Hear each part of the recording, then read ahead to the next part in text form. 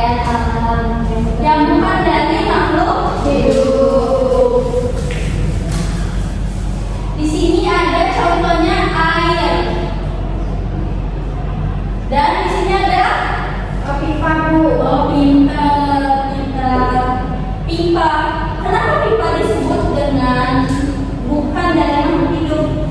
Karena dia ini tidak bernafas dan juga tidak dibuat dengan sendirinya. Karena pipa juga dibuat dari tangan manusia. Nah, kalau air dia disebut bukan dari makhluk hidup karena dia tidak diberanakan oleh hewan ataupun apa. Air ini mengalir dari sumber lain ke sumber lainnya. Jadi air itu tidak bernafas tapi dia ada. Dan terakhir ada kekayaan alam yang dari energi. Seperti kita lihat di sini ada minyak bumi.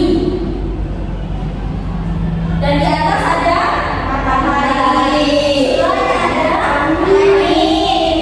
Dan ini gas LPG ini sumbernya dari gas bumi. Dan ini dari minyak bumi. Tapi sayangnya kedua ini cepat habis dan tidak bertahan dengan lama. Kalau dia sering dipakai, dia akan habis. Bedanya dengan matahari sama angin, dia tidak akan habis. Kecuali kalau matahari akan digantikan dengan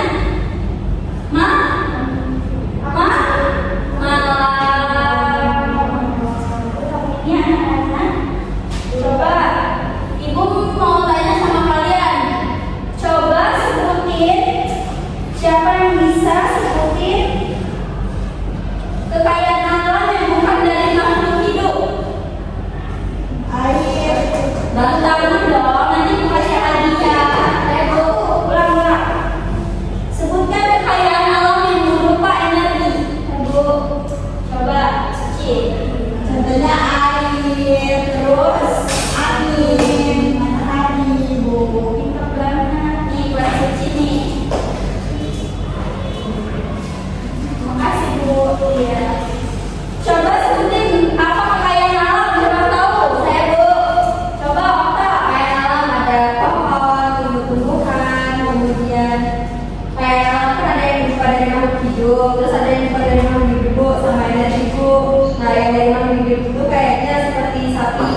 Terus kalau yang bukan tuh batu, Bu, air. Terus